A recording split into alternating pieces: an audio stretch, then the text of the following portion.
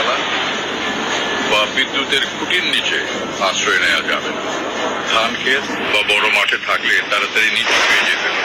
বজ্রপাত হওয়ার উপক্রম করে কানের আঙুল দিয়ে চোখ বন্ধ করে নিচু হয়ে বসতে হবে, কিন্তু মাটিতে শুয়ে পড়া যাবে না। বাড়ির ছাদ কিংবা উঁচু থাকলে দ্রুত সেখান থেকে নেমে যেতে হবে। বজ্রপাতের সময় বাড়িতে থাকলে জানালার কাছাকাছি থাকা যাবে না। বজ্রপাত ও ঝড়ের সময় বাড়ির ধাতব কল, সিঁড়ির রেলিং, ধাতব রেলিং, এমনকি ল্যান্ডলাইন টেলিফোনও স্পর্শ করা যাবে না।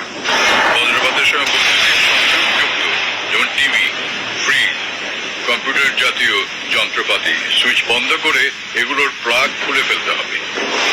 বজ্রপাতের সময় নদী, পুকুর, জলাবদ্ধ কোনো স্থানে থাকা যাবে না।